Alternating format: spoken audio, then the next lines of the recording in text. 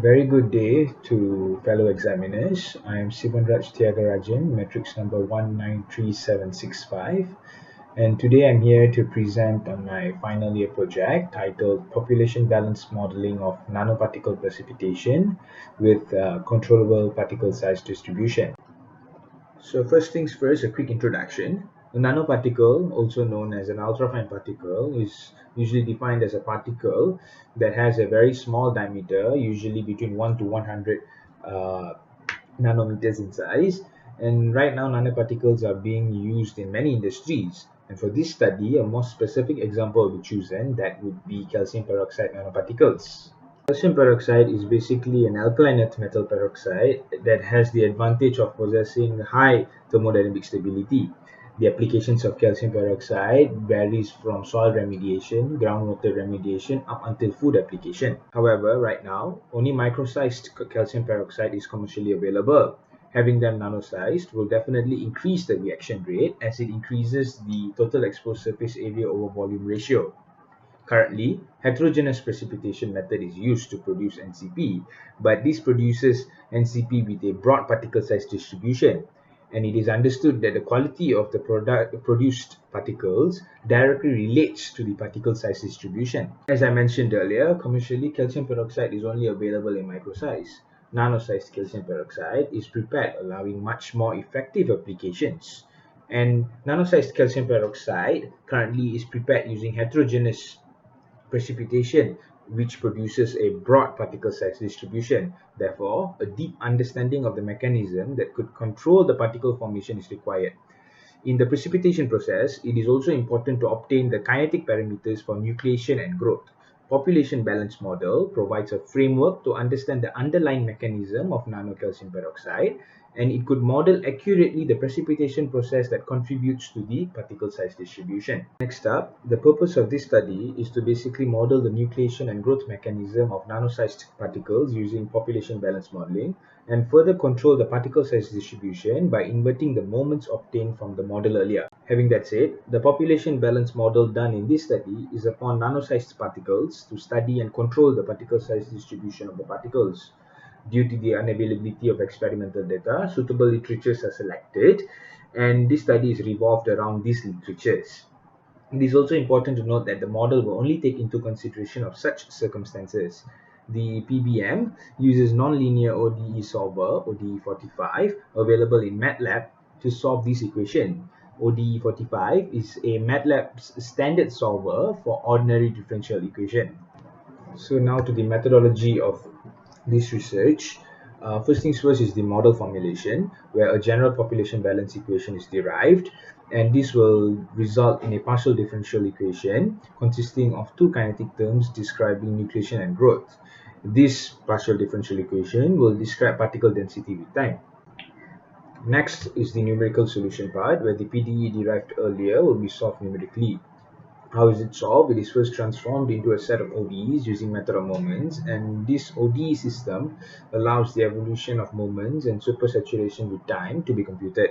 These ODEs are solved using the software MATLAB. And finally, for the particle size distribution, the moments obtained from the numerical solution part is then inverted to obtain the particle size distribution. Now, to look further in depth of the methodology part, I will be splitting it into two parts, which will be the population balance modeling part and also the particle size distribution part. The population balance modeling part focuses on representing the precipitation process of crystals.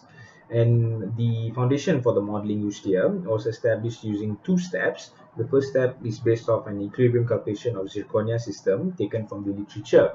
This is due to the unavailability of experimental values.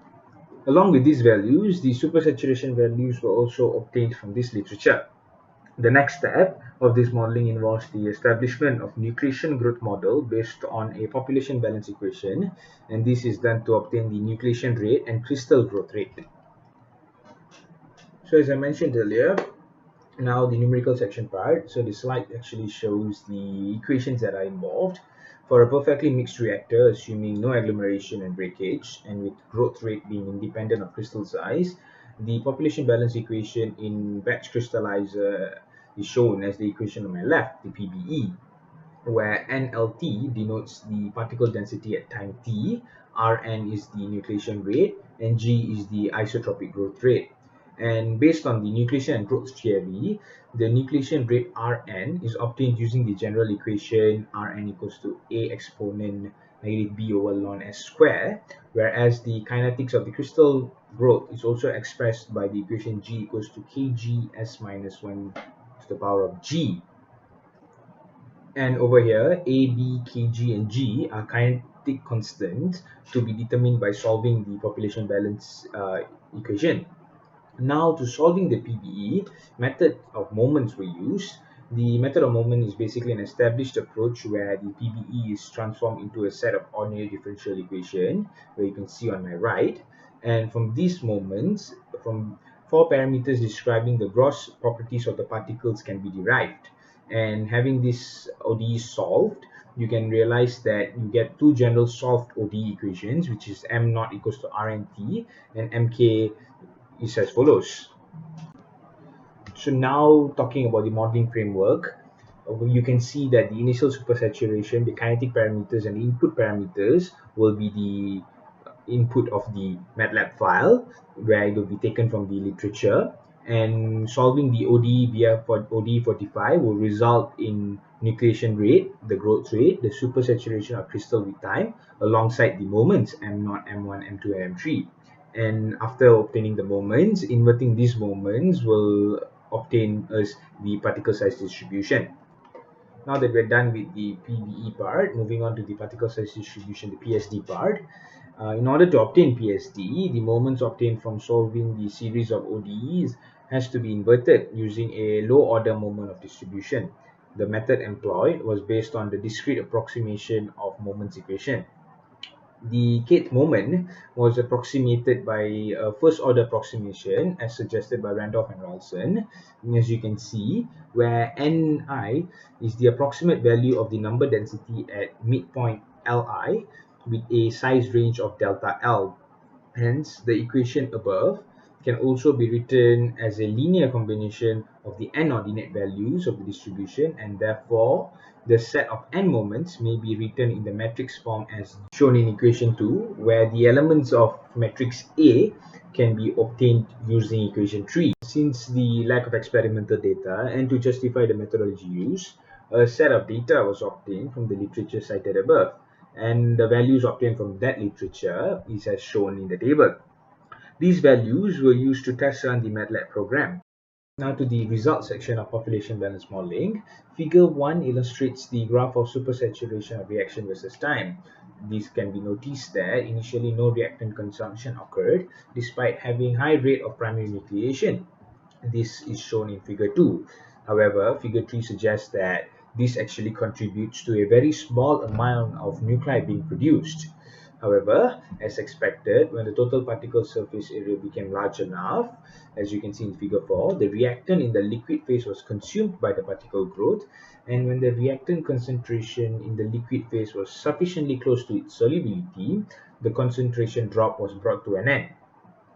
The nucleation rate in figure 2 depended heavily on the supersaturation extent, where it reached its peak at the initial precipitation stage, where the supersaturation was also at its highest, and then decreased in line with the supersaturation ratio following the reactant consumption. And growth phenomena takes place, which changes with time in a similar pattern as supersaturation. The table shows the moments value taken at 2 different points, one at an unsteady state at t equals to 150 and one at steady state where t equals to 1600 seconds. You can notice that the first moment, m0, has the biggest value in both cases, and the final moment has the smallest value.